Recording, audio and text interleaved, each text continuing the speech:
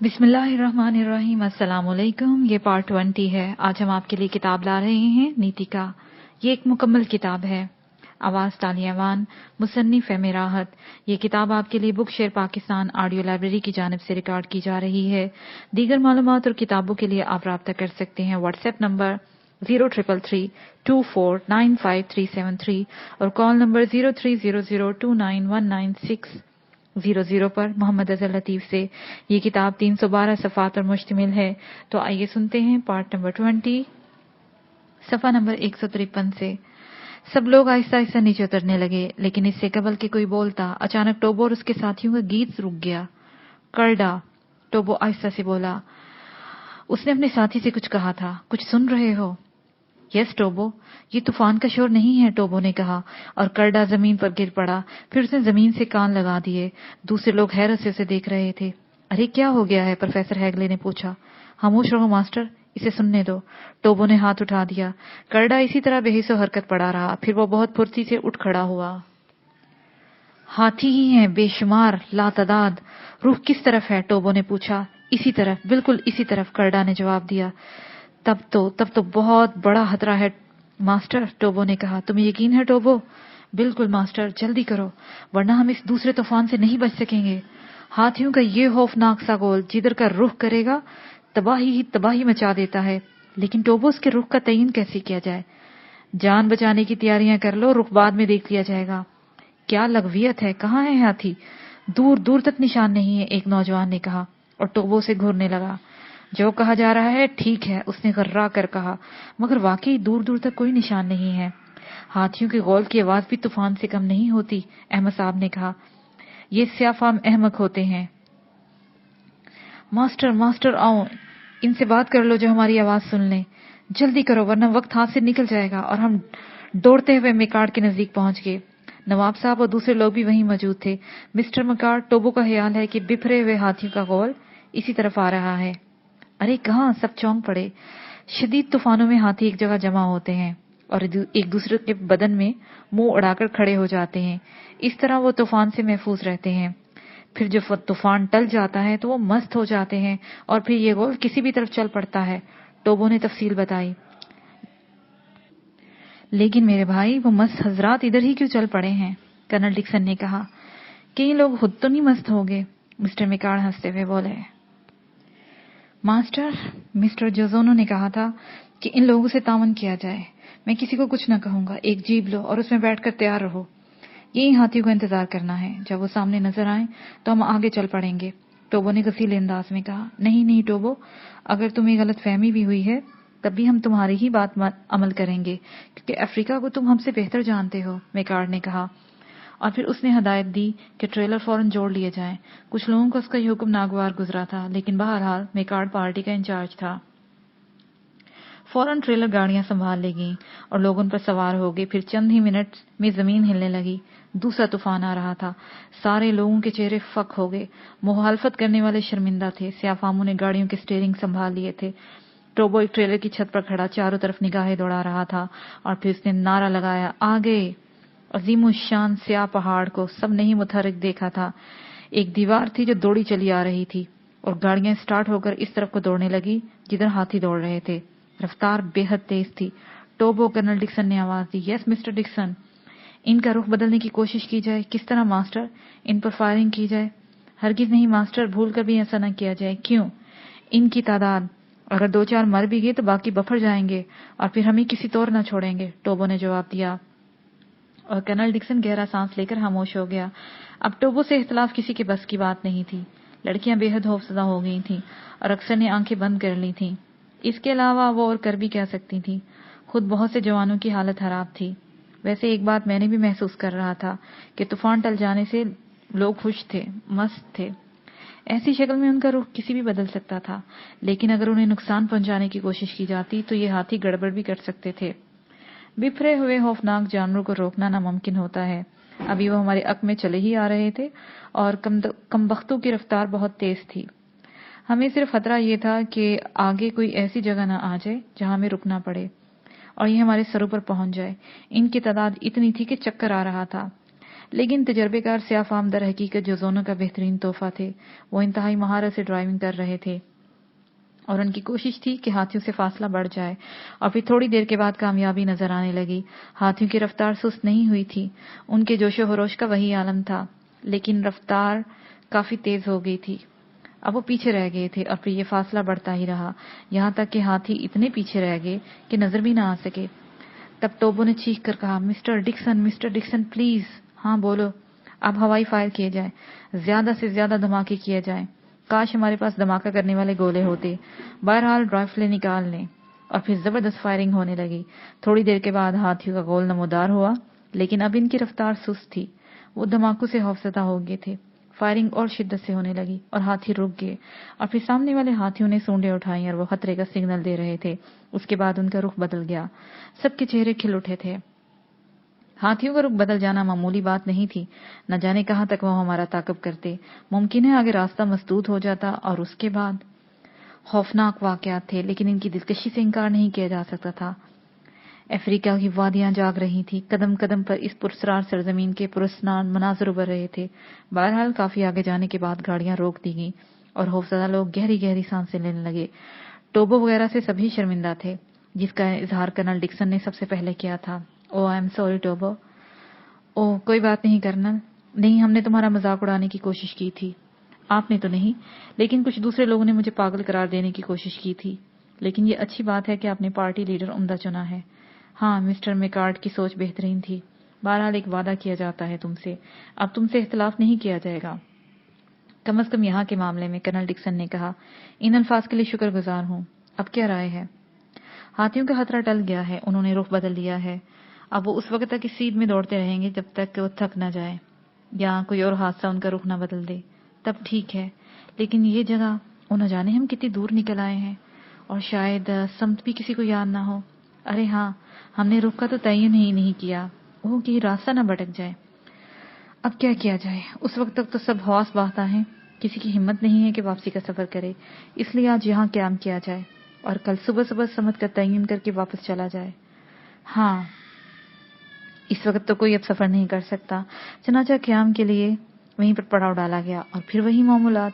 हाथियों के खौफनाक वाक़े को ज़हनों से निकालने के लिए हसूसी बंदोबस्त किया गया। चनाचा मौसीकी शुरू हो गई, और फिर रात को रक्स के कुछ प्रोग्राम तरतीब दिए गए। इसके अलावा टोबो ने कुछ अफ्रीकी रक्स पेश करने की पेशकश की थी। हासे हंगामे रहे, लोग खेल खेलने लगे। अफ्रीकियों के रक्स भी खूब थे। फिर नौजवान जोड़े रक्स करने लगे, बूढ़े भी लुत्फ अंदोज हो रहे थे। कौसर से भी रक्स की फरमाइश की गई, लेकिन उसे माजरत कर ली। अलबत्ता माजरत उसने बड़े शाइस्ता अंदाज में की थी। उसके चेहरे का तीखापन न जाने कहाँ चला गया था। मैं भी रक्स कर सकता था, लेकिन बारबरा, फोना या मिरीसिया ने मेरी तरफ रुख भी नहीं किया था। दूसरी लड़कियों से भी मेरी कोई शनासाई नहीं थी, और फिर जब मेरी ख्वाहिश भी नहीं थी। लेकिन जब डेनीलिया मेरे पास पहुंची तो मैं चौंक पड़ा। मिस्टर सरफराज, उसने आहिस्ता से कहा।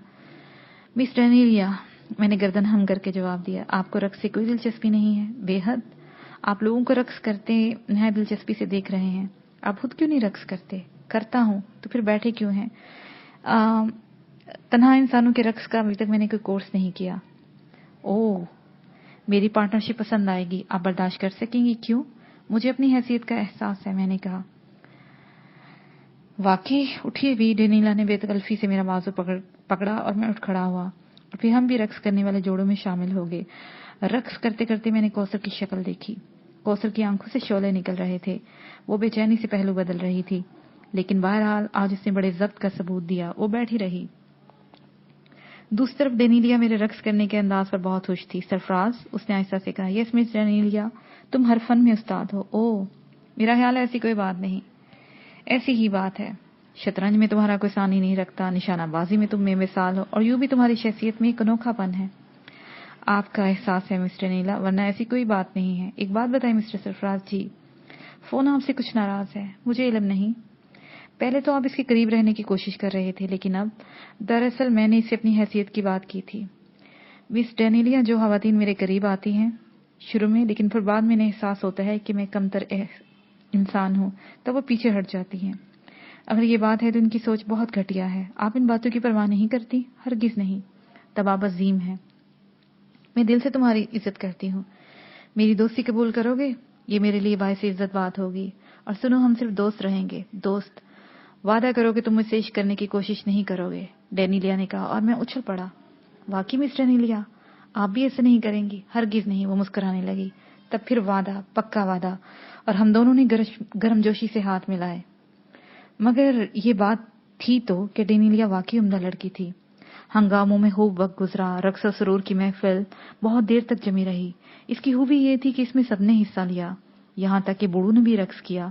मिस्टर हैगले और मेकार्ट तो काफी देर तक रक्स का मुकाबला करते रहे, और जब तारीकी फैल गई तो ये तूफान थमा। भाई बस करो, अब खत्म करो, मेकार्ट ने कहा। जिंदगी बच जाने की खुशी इतनी मुख्तसर नहीं होती अंकल। लेकिन मेरे बच्चे, अब रात हो गई है, हम मशले जला लेंगे। वो एक खूबरू नौजवान था। बहरहाल मेरा ख्याल है कि अब बंद ही कर दिया जाए, हेगले ने कहा।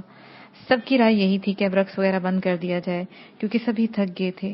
और बहरहाल बात मान ली गई। सब अपने अपने कामों में मसरूफ हो गए। अब फिरोजुद्दीन ने मुझे पकड़ लिया और अपने ट्रेलर में ले गए। बैठो सरफराज, नवाब साहब बोले, और मैं बैठ गया।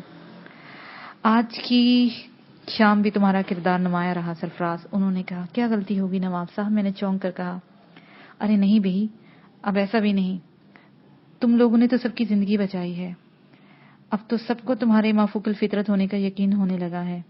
ऐसी तो कोई बात नहीं नवाब साहब, मैंने इंकसारी से कहा। एक बात का मुझे शिद्दत से एहसास हो रहा है। क्या? मैंने पूछा। मुझे यकीन है हम रास्ता भटक गए हैं। ओह, फिर तो ये काफी परेशान करेगी बात हमें इस सिलसिले में। क्या मदद कर सकते हो? मेरा ख्याल है कुछ भी नहीं। मुझे तो इन जंगलों का कोई तजर्बा नहीं है। मुझे तो ये सारी जगह ही यकसा लगती हैं। बहरहाल देखना है दूसरे लोग क्या करते हैं। वैसे न जाने मेरी छठी हिस्स कह रही है कि मुश्किलात पैदा हो चुकी हैं। साबित कदमी से काम लेंगे नवाब साहब, जो होगा देखा जाएगा। खुदा तुम्हें खुश रखे सरफराज। बाहुदा तुम्हारी मौजूदगी से मुझे बेहद तकवीत मिलती है। मैं इसे बयान नहीं कर सकता। नवाब साहब कुछ बदले हुए लहजे में बोले। अलबत्ता कौसर की तरफ से मुझे दुख है। क्यों हैरियत? मैंने चौंक कर पूछा। जंगलों की आबो हवा ने उसे जंगली बना दिया है। अगर बात मेरे बारे में है तो मैंने आपसे कहा था, अब इस बात की बिल्कुल परवाह न करें, मैंने कहा। सरफराज बेटे, अब मैं तुमसे क्या कहूं, तुम इतने नफीस इंसान हो। दिल की बात तुमसे छुपाए भी नहीं बनती, लेकिन मैं तुम्हें अपने दिल की बात जरूर बताऊंगा। इस तरह कौसर के सिलसिले में मेरी परेशानियों का तुम सही अंदाजा फरमा सकोगे। फरमाइए नवाब साहब, मैं आपकी उलझन में बराबर का शरीक हूं, मैंने पूरे हलूस से कहा। भी सरफराज, इंसान की इब्तिदा जिस अंदाज में हुई हम उसके गवाह हैं। मोटी मोटी बातें हम सब जानते हैं। मजहब ने बहुत सारी आजादियां दी हैं, लेकिन इनमें कुछ रसूमात भी शामिल हो गई हैं। सच्ची बात तो ये है कि बाज़ औक़ात इन रसूमात को हम मजहब से बहुत ज्यादा अहमियत दे देते हैं। मसलन बेटी के रिश्ते का मसला है। कहा जाता है, बल्कि होता भी है, कि बेटी अगर बूढ़ी हो जाए, उसके वालिदैन किसी से इसकी शादी के बारे में कह सकते हैं। एक खामखा की रस्म है जिसकी कोई खास वजह आज तक मेरी समझ में नहीं आई। नवाब साहब की बात मेरी समझ में हरगिज नहीं आ रही थी कि वो क्या कहना चाहते हैं और क्या कह रहे हैं। उन्होंने मेरी शक्ल गौर से देखी। जी, मैंने अहमकाना अंदाज में सर हिला दिया और नवाब साहब के होंठों पर मुस्कुराहट फैल गई। वो दिलचस्प निगाहों से मुझे देखते हुए बोले, और बहरहाल इसकी खुशगवार जिंदगी के लिए मैं यही सोचता हूँ। बेशक। तो सरफराज मियाँ, बाज़ इंसान किसी ऐसी हस्ती से मुतासिर हो जाता है जो दुनिया की निगाहों में बज़ाहिर कुछ नहीं होती, लेकिन समझने वाले बहुत कुछ समझते हैं, क्योंकि वो जौहर शनास होते हैं। मैं इस बात को बेतकल्फी से कह देने में कोई हर्ज नहीं समझता कि कौसर के शौहर के लिए मुझे तुमसे ज्यादा मौजू और कोई नजर नहीं आता, और मेरे सर पर जैसे कुछ चट्टान आ गिरी। जी, मैं मुंह फाड़ कर रह गया। मियाँ, हैरान होने की जरूरत नहीं। इंसानी औसाफ ही उसकी जात और उसके खानदानी वकार होने का मजहर होते हैं। हम शिकारी और आवारागर आदमी हैं, लेकिन बहरहाल हमारी इस इंसान शनासी को कोई चैलेंज नहीं कर सकता। तुम जानते हो सरफराज बेटे के कौसर के लिए बेशुमार रिश्ते आ सकते हैं। सैकड़ों अफराद उसे अपनी बहू बनाना पसंद करेंगे, लेकिन हम उन नौजवानों में वो वस कहां से ढूंढेंगे जो तुम में है। चुनाचा हमने तुम्हें अपना बेटा बनाने के लिए पसंद किया है। मैं खामोशी से नवाब साहब की शक्ल देखता रहा, और दिल में उस इंसान ने बड़ी अजमत का सबूत दिया था। इससे ज्यादा अपनायत और क्या हो सकती थी। मेरा दिल कट गया उनको मना करते हुए, लेकिन दो बातें थी। या तो अपनी सारी शख्सियत बोलकर, अपने सारे तसव्वुरात पर पानी फेर कर نواب صاحب جیسے نیک سیرت انسان کے لیے مٹ جاؤں، ان کی خواہش پوری کر دوں، یا پھر نواب صاحب نے اتنی بڑی بات کہہ دی تھی، میری ہمت ہی نہیں ہو رہی تھی انہیں منع کرتے ہوئے۔ عجیب ششپنج میں مبتلا ہو کر رہ گیا تھا کہ نواب صاحب کی آواز ابھری، کیا سوچ رہے ہو سرفراز بیٹے؟ بھئی صرف کوثر میری بیٹی نہیں ہے، میں نے تمہیں بھی اپنی بیٹی کی طرح عزیز رکھتا ہوں۔ تمہارے ذہن میں کوئی بات ہو تو صاف صاف کہہ دو، آپ کو دکھ تو نہیں ہوگا نواب صاحب؟ جانے کیسے میں نے کہا، ہرگز نہیں نواب صاحب نے کہا۔ آپ غور کریں، کیا میرا کوثر بی بی سے یہ رشتہ کسی طرح ممکن ہے؟ ممکن تو ہے بیٹے، کیا آپ کو اس کا احساس نہیں ہے کہ وہ مجھے ناپسند کرتی ہے؟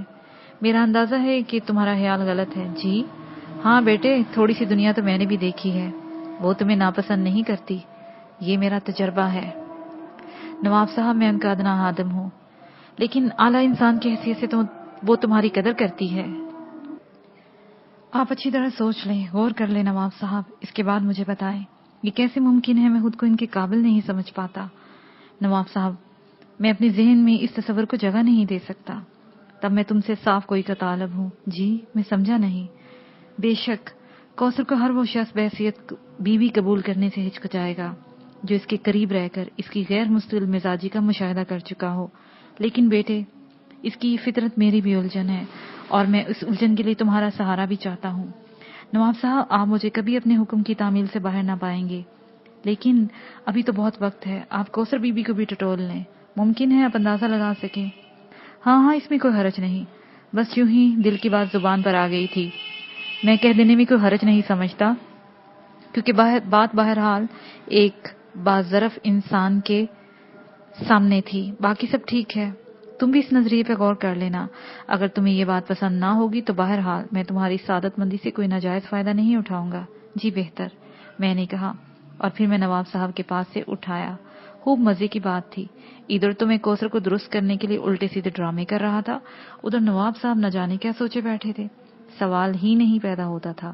اگر یہی کرنا تھا تو بیچاری زلیخا کیا بری تھی، والد صاحب کی بات ہی مان لی جاتی۔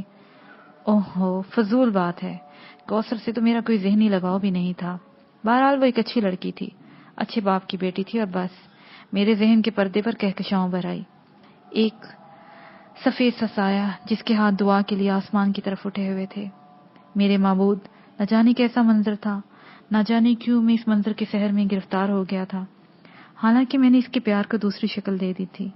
اس وقت میرا ذہن صاف تھا، لیکن وہ یاد دل کی چبھن بن گئی تھی، اور کبھی کبھی تنہائیوں میں جب اپنے دل کے وجود کا احساس دلاتا تھا تو اس کے ساتھ چبھن بھی ہوتی تھی، ایک حسین شکل بھی آنکھوں میں اتر آتی تھی۔ اس وقت بھی یہی کیفیت پیدا ہو گئی تھی، ایک عجیب سی بے چینی پیدا ہو گئی تھی، سمجھ میں نہیں آ رہا تھا کہ کیا کروں۔ اس وقت کسی سے ملنے کو دل ہی نہیں چاہ رہا تھا، چنانچہ ٹریلوں کے عقب میں چلا گیا، لیکن اچانک سے عقب سے ڈینیلیا کی آواز سنائی دی، مسٹر سرفراز۔ آواز سن کر میں ٹھٹک گیا، ذہن کو ایک ہلکی سی ناگواری کا احساس ہوا، لیکن پھر ڈینیلیا کے الفاظ یاد آ گئے، ممکن ہے اس نے ٹھیک کہا ہو، ممکن ہے وہ دوسری لڑکیوں کی طرح نہ ہو۔ یس مسٹر سرفراز۔ کہیں کہاں جا رہے ہیں؟ کہیں نہیں مسٹر ڈینیلیا، بس یوں ہی تنہائیوں کی تلاش میں اس طرف آ گیا، میں نے اداس لہجے میں کہا۔ او ہو، تب تو میری مداخلت نہیں، آئیے کہیں بیٹھے، اگر میں ناگوار ہوں تو کوئی تکلف نہیں ہے، نہیں آئیے۔ اور ڈینیلیا میرے ساتھ چلنے لگی، اور پھر ہم ایک ٹھنڈی جگہ پر آ بیٹھے۔ ہوا ہنک تھی، لیکن یہ ہنکی بڑی ہی خوشگوار تھی۔ آپ کچھ الجھے ہوئے ہیں مسٹر سرفراز؟ کوئی خاص الجھن نہیں، دوستی کے قائل ہیں، کیوں نہیں؟ دوستوں کے لیے کوئی معیار ہے؟ صرف ذہنی طور پر مخلص ہو۔ ذہنی طور پر اس سے کیا مراد ہے؟ ہاتھ پاؤں کو تکلیف نہ دے، بس دل میں خلوص رکھے۔ بڑی آسان شرط ہے، لیکن کبھی کبھی وہ بھی پوری نہیں ہوتی، اگر ہو جائے تو بڑی بات ہے۔ میں خود کو پیش کروں؟ غور کر لیں۔ کر لیا۔ جواب میں کیا دینا پڑے گا؟ میں نے مسکراتے ہوئے کہا، سچائی۔ ڈینیلیا نے جواب دیا، اور میں گہری نظروں سے اسے دیکھنے لگا۔ چالاک لڑکی تھی، بہرحال دوسری لڑکیوں سے کسی قدر منفرد نظر آ رہی تھی۔ امانت رہے گی؟ جان سے زیادہ عزیز، ڈینیلیا نے سینے پر ہاتھ رکھ کے بولا۔ دو طرفہ بھی ہوگی، یقیناً کوئی چیز یک طرفہ نہیں ہوتی۔ تب لائیے ہاتھ، میں نے کہا۔ نہیں، دل ملیں گے۔ ڈینیلیا کھڑی ہوگی، وہ بے تکلفی سے میرے سینے سے لگ گئی، اور پھر اس نے میرا داہنا گال چوم لیا۔ سرفراز، اس لمس کی ایک قیمت ہے، دونوں ادا کریں گے، ایک درخواست ہے، اس نے کہا۔ کیا مس ڈینیلیا؟ انسان ہو، خطا بھی ہو سکتی ہے، ایسی شکل میں دل میلا نہ کرنا، اظہار کر دینا۔ بہت عمدہ، میں نے کہا، اور ہم دونوں بیٹھ گئے۔ پہلے گفتگو آپ کا حق ہے، وہ بولی۔ میرے پاس صرف چند سوال ہیں۔ تمہید کی ضرورت نہیں، اس نے بڑے خلوص سے کہا۔ میری حیثیت معلوم ہے؟ ہاں۔ پھر یہ التفات کیوں؟ لوگ تمہیں عام انسان سمجھتے ہیں۔ سمجھتے نہیں، یوں بھی تم دوسروں سے برتر رہے ہو۔ آپ کیوں متوجہ ہوئی؟ تمہاری خصوصیات سے۔ بس کوئی اور سوال نہیں ہے؟ میرے پاس تم سے زیادہ سوالات ہیں، فرمائیے۔ تمہارے بارے میں بہت سارے افسانے مشہور ہیں، لوگ تمہیں سپرمین سمجھتے ہیں۔ تم بذات خود کیا ہو؟ عام سا انسان۔ انکساری سے معاملہ نہیں چلے گا، سچائی کا وعدہ ہے، ڈینیلیا نے مسکراتے ہوئے کہا۔ تو یوں سمجھے مس ڈینیلیا، لیکن ہمارے راز راز رہیں گے، اور میں اپنی سلطنت کا ایک جلا وطن شہزادہ ہوں۔ ہاں، میری جاگیر ایک سلطنت ہی ہے۔ او خدا کی قسم، بالکل ہابو کی چیز ہو۔ میری بات کو جھوٹ تو نہیں سمجھا؟ ہرگز نہیں میری جان، خدا کی قسم کبھی کبھی کہانیوں کی باتیں بھی ذہن میں آ جاتی ہیں۔ تمہیں دیکھ کر، تمہیں میری جان کی قسم اپنے بارے میں کچھ نہ چھپانا، مجھے بہت دلچسپی پیدا ہو گئی ہے۔ تمہارا راز کبھی افشا نہیں ہوگا، ہو جائے تو سزا دے دینا، مجھے قبول ہوگی۔ بہت سے بہن بھائیوں میں گرا ہوا تھا، سیر و شکار میں زندگی گزاری، لیکن بھائیوں کو میری یہ بے فکری پسند نہ آئی۔ انہوں نے سازشیں کی اور مجھے وطن چھوڑنا پڑا۔ اف میرے خدا، ڈینیلیا ہاتھ ملتے ہوئے بولی۔ تو یہ ہے تمہاری مہارت کا راز؟ بس اتنی سی بات ہے، بہت بڑی بات ہے۔ اچھا جان، تم ان لوگوں کے درمیان کیسے پہنچے؟ بس بھٹکتا ہوا آ گیا۔ فیروز الدین کو تمہاری حیثیت معلوم ہے؟ کسی کو بھی نہیں۔ اور تم اتنی معمولی ملازمت کر رہے ہو؟ ہاں، کیوں؟ میری نگاہ میں کسی چیز کی حیثیت کیا ہو سکتی ہے بھلا؟ ایسے نواب میں خرید سکتا تھا۔ بہرحال یہ زندگی دلچسپ ہے۔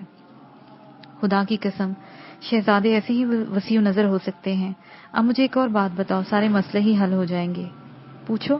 لڑکیوں میں تمہارے بارے میں عجیب تاثر ہے، اجازت ہو تو کھل کر کہوں؟ ضرور کہو۔ ہمارا خیال ہے کوثر تمہیں چاہتی ہے۔ کس کس کا؟ تقریباً تمام لڑکیوں کا۔ ممکن ہے؟ اور تم بھی انہیں پسند کرتے ہو؟ ہاں، وہ میرے مالک کی بیٹی ہے۔ نہیں، بحیثیت ایک عورت، بحیثیت محبوبہ نہیں، میں نے سختی سے جواب دیا۔ کیا یہ بات سچ ہے؟ خدا کی قسم یقین آ گیا۔ اچھا یہ بتاؤ، ان تمام لڑکیوں میں سے کسے چاہتے ہو، کسے پسند کرتے ہو؟ ایک بات بتا دو، میں نے تمہیں میریسیا اور فونا کو کس کرتے دیکھا ہے، ڈینیلیا نے کہا، اور میرے چہرے پر الجھن پھیل گئی۔ دل کا بخار نکالنے کو دل چاہ رہا تھا، لیکن اس اجنبی لڑکی کو کوثر کے راز میں کیسے شریک کروں؟ چند ساتھ الجھن میں رہا، پھر سوچا ضرور سے زیادہ احتیاط حماقت ہوتی ہے، مجھے بھی اپنے طور پر زندہ رہنے کا حق ہے۔ پھر کیوں دل کا بخار لینے کے لیے مجھے بھی ہمدرد کی ضرورت ہے؟ ممکن ہے یہ لڑکی معیاری ہو، نہ بھی ہوئی تو اس سے کوئی فرق نہیں پڑتا، سب کچھ جہنم میں جائے۔ میں نے اسے سب کچھ بتانے کا فیصلہ کر لیا۔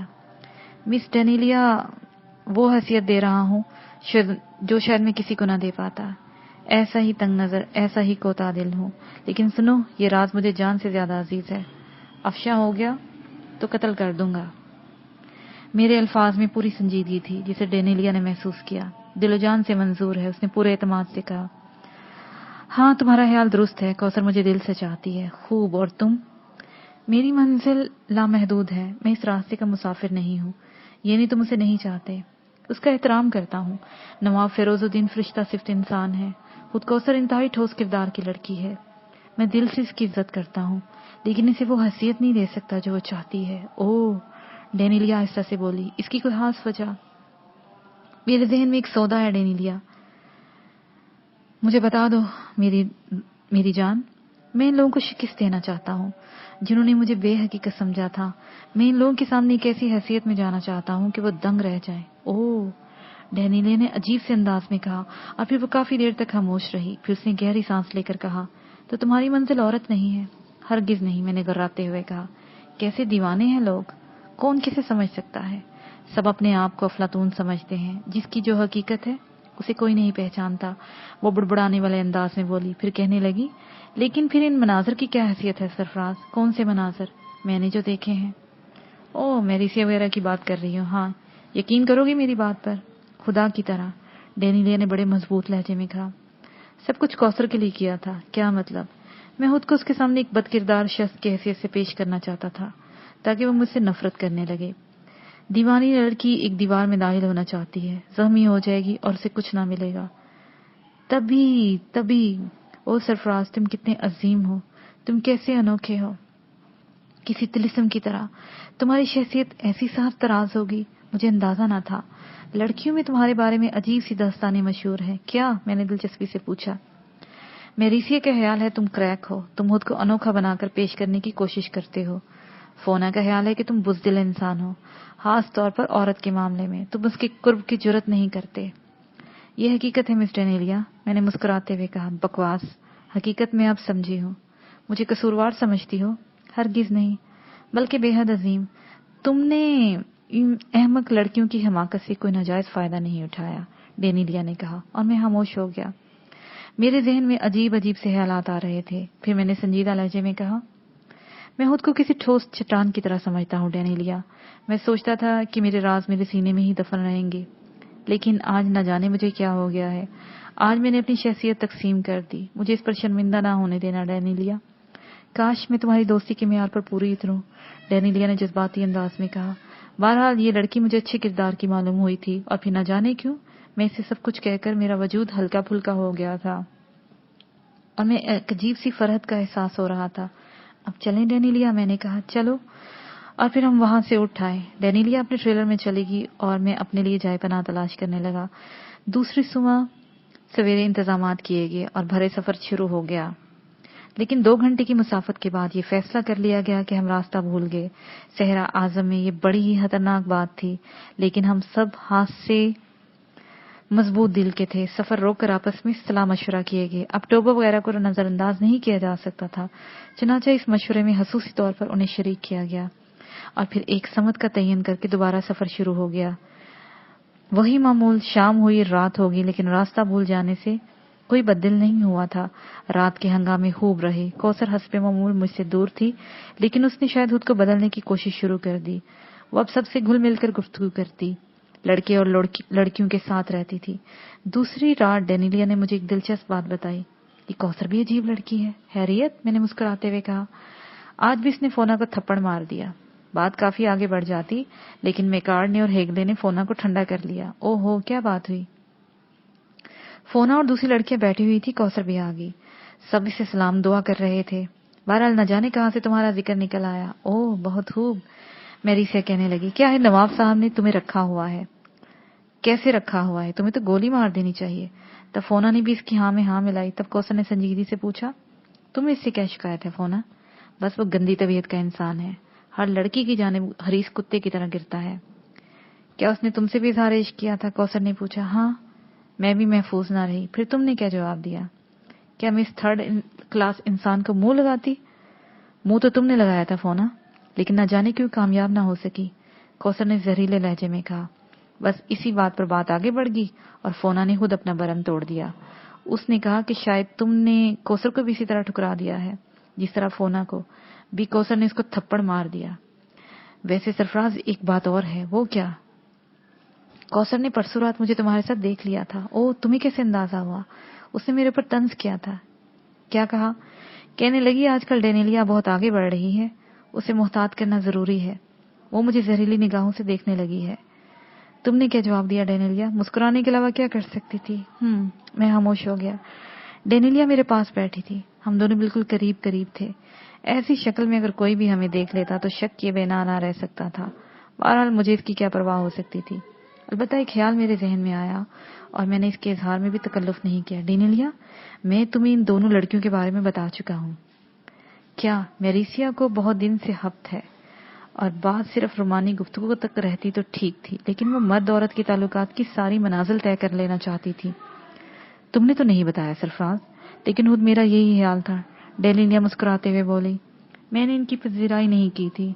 हाँ, इसीलिए वो तुम्हें औरत के मामले में बुज़दिल गर्दानती है। मेरे जहन में एक और ख्याल है। क्या? कौसर को मुझसे दूर करने में तुम मेरी मदद क्यों नहीं करती? दोस्त की हैसियत से ये कोई कहने की बात है सरफराज? क्या मतलब? दोस्त की हैसियत से ये मेरा फर्ज था जिसकी मैं इब्तिदा कर चुकी हूँ। ओह, तुम वाकई उम्दा लड़की हो। मैं तुम्हारा शुक्रगुजार हूँ, मैं ममनूनियत से बोला और डेनिला मुस्कुराने लगी। काफी देर तक हम बैठे गुफ्तगू करते रहे और फिर उठ गए। तूफान के बाद की चौथी रात इत्तफाक से मैं उधर जा निकला जहां लड़कियों का ग्रोह चहलू में मसरूफ था। मेरिसिया और फोना को कौसर से सुलह करवा दी गई थी। कौसर भी इस ग्रोह में मौजूद थी। मैं ना जाने क्यों ट्रेलर के अकब में रुक गया। حالانکہ خود مجھے یہ بات مایوب سی لگی تھی، لیکن اب بہت ساری باتیں ایسی کر لیتا تھا جو ضمیر کو گوارا نہیں ہوتی تھی۔ لڑکیاں گفتگو کر رہی تھی۔ او تو یہ حقیقت ہے، ہم تو صرف یہ سوچ رہے تھے کہ اتنے عمدہ انتظامات نہ ہوتے تو کیا ہم لوگ اس بھیانک ماحول میں زندہ رہ سکتے، کسی لڑکی نے کہا۔ بھئی سچی بات یہ ہے کہ یہ سب کچھ ہمارے بس کا روگ نہیں ہے۔ میں تو ہاتھیوں کے اس طوفان کو دیکھ کر مر ہی گئی تھی۔ ہاں، ہاتھیوں کا گول اس طوفان سے زیادہ خوفناک تھا۔ کم وقت گھٹاؤں کی طرح امنڈ رہے تھے۔ بات پھر گھوم پھر کر اسی پر آ جاتی ہے، کس پر؟ دروازے، اور سب لوگ نیچے اترنے لگے۔